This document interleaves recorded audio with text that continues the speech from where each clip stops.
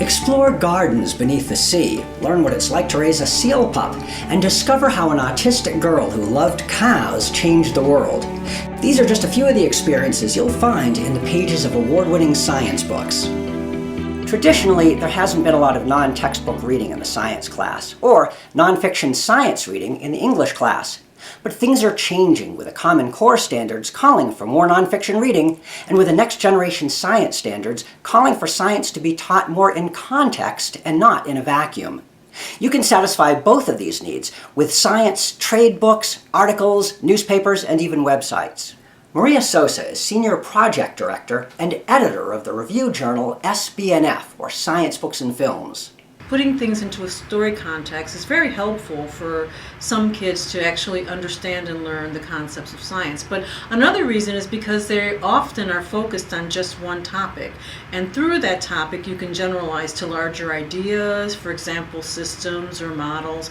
And all of this has been very helpful rather than the standard textbook approach, because let's face it, kids do read in the science classroom, but sometimes what we ask them to read are things that are not that interesting to them. In partnership with Science Netlinks, Sosa and her SBNF staff administer the Subaru Book Awards, honoring the top science books in a variety of categories.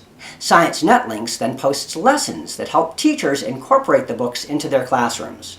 We have, for example, science picture books is one category, and so we've developed lessons for K-3 based on the winning books. The other category is middle school readers, so we have books for middle school students that are a little more in depth than the science picture books, but they provide an opportunity for kids to do research projects or to read in class or independent reading. We also have hands-on science books, and for those we try to develop lessons that will allow kids to do inquiry on their own. We try not to make it like a substitute for a lab in the class, but we try to find books that are not cookie cutter, books that don't give the answers, books that engage children's curiosity. And then part of it also is that we have kids report back, which is another important communication skill both in science and in the Common Core. Many of the winning authors are scientists themselves writing about their own research.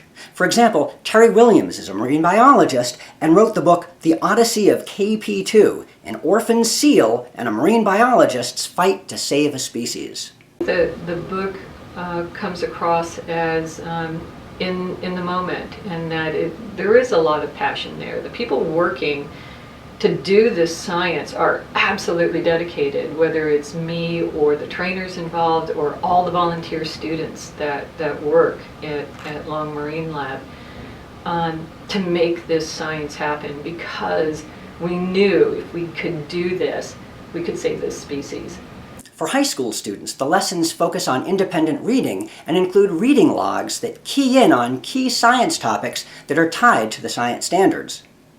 And for example, one of the books that we have written a lesson plan on is The Immortal Life of Henrietta Lacks by Rebecca Skloot, which is a beautiful example of literature as well as science. And so we think that reading these kinds of books, books that are selected particularly to appeal to high school students, but that cover real and important science, is a very good way to have high school teachers integrated with whatever the lessons that they're doing, because students can do it on their own, and then yet you can have rich discussions about it in the classroom. Dr. Shirley Malcolm is head of the AAAS Directorate for Education and Human Resources Programs. She says that bringing science into the English classroom and English into the science classroom benefits everyone.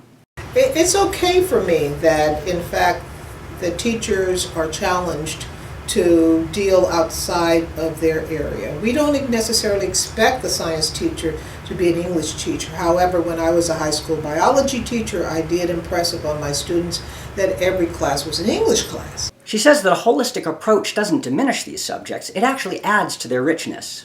There is an opportunity to really reach in and talk about this vast storehouse of knowledge that we have gained over the years, even as we begin to understand the processes by which science continues to explore the boundaries of space or the depths of the ocean, and helped us to become much more fully engaged with the world. And if you'd like to become more fully engaged in this discussion, check out the All About Science group at thinfinity.org. accompanying this video, you'll find a listing for all of the Subaru Book Award books, along with lessons to help you incorporate them into the classroom. For AAAS and Science Netlinks, I'm Bob Hirschon.